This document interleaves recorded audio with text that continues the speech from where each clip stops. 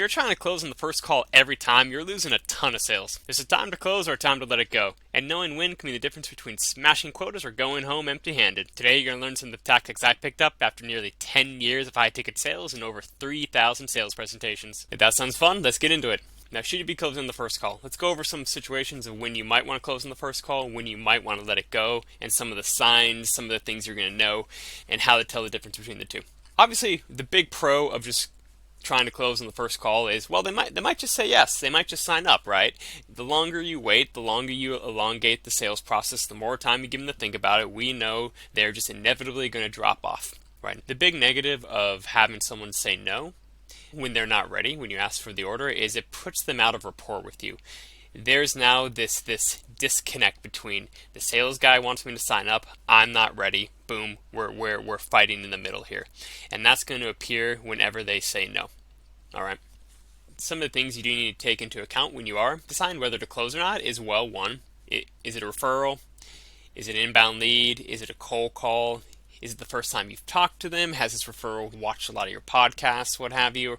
Are they familiar with the founder? Do you have a name brand that people know? All these things take into account. In general, the warmer the lead and the smaller the ticket price, actually the less the person has to say yes to, the higher chance it's going to be for someone to close on the first call. That's pretty obvious. But let's go into some specifics so you can actually know while you're on the call or even before the call if you should be closing in the first place. What are some general rules of thumbs of when, if these check the boxes, you should consider closing the first call?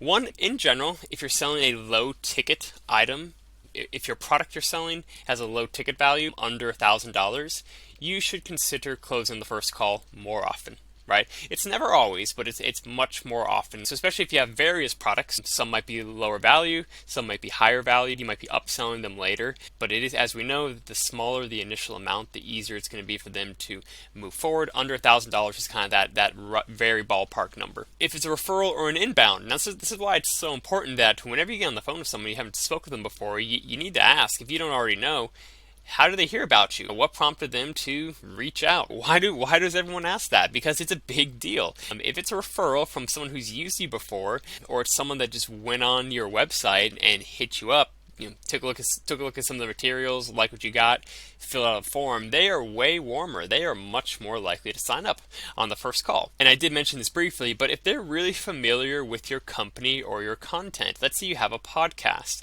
or you have a YouTube channel, and they come in and they said, oh yeah, I was just on YouTube and I just watched like 5 of your videos, right? And I just booked a call.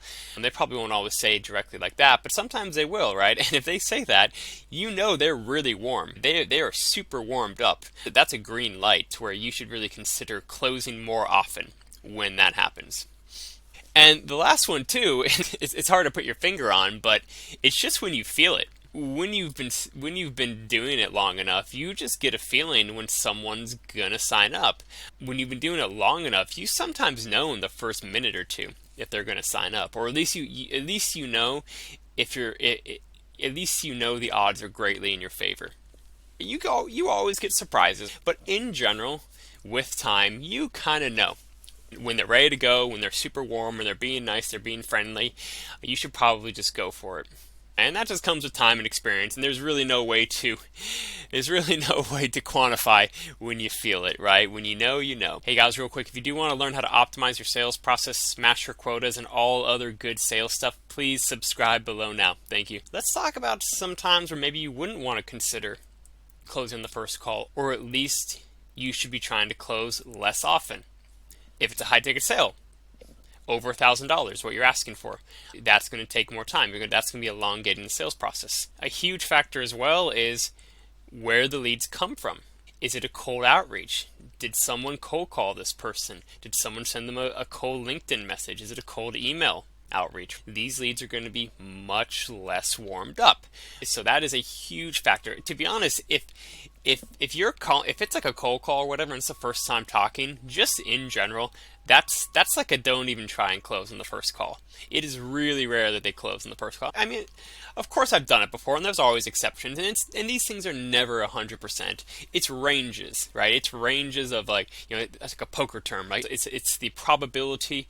The probability is less likely that they're going to be ready to go on this first call, and you need to be aware of that. And that goes back to essentially them not being warmed up, as in they haven't talked to the company before, they haven't heard of your company before, they haven't seen any reviews, they haven't seen a podcast or a bunch of YouTube videos on you. These leads are going to be way colder. Or if they're not a referral, it's a big difference if they come in as a referral, as you all know. So these are all things you got to kind of keep in mind, which is why it's so important to be asking these questions and you're qualifying, get an idea of where they're at, what prompted them to reach out. That's why you ask these questions, guys, because you're able to get all of these types of things pretty honed in very quickly on the first call, and you usually know within a couple minutes on the call, maybe even less sometimes, if they're going to be ready to move forward on this call. Also, last thing to keep in mind too is just if you're out of rapport with the guy. And what is rapport?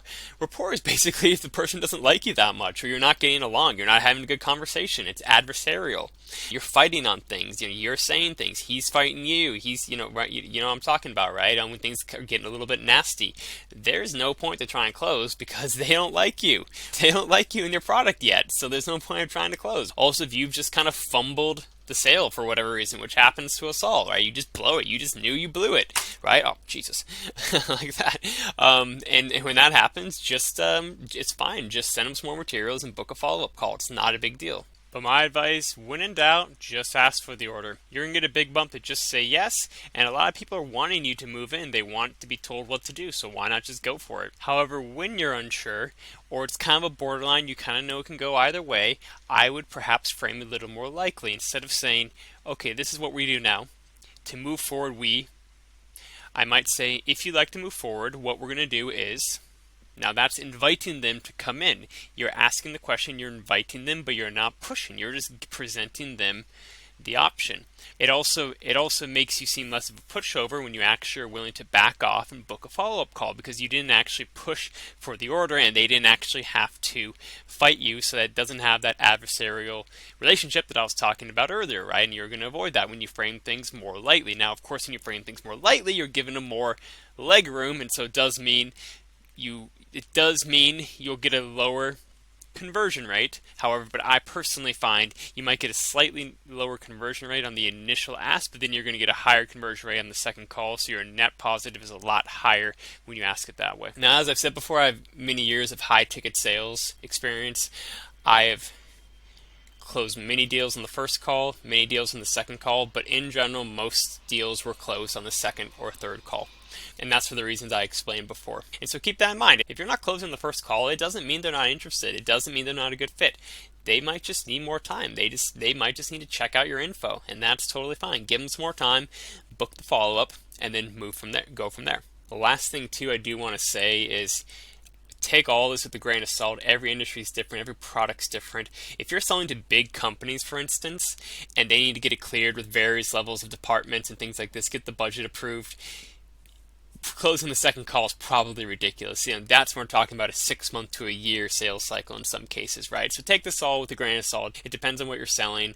It depends on your industry, but these are really good general principles, guidelines that are going to get you in the right direction. And that's it, guys. Hope you got some value out of it. If you have any questions, please drop a comment, or if there's anything you want to see, let me know and I'll get back to you. Thanks.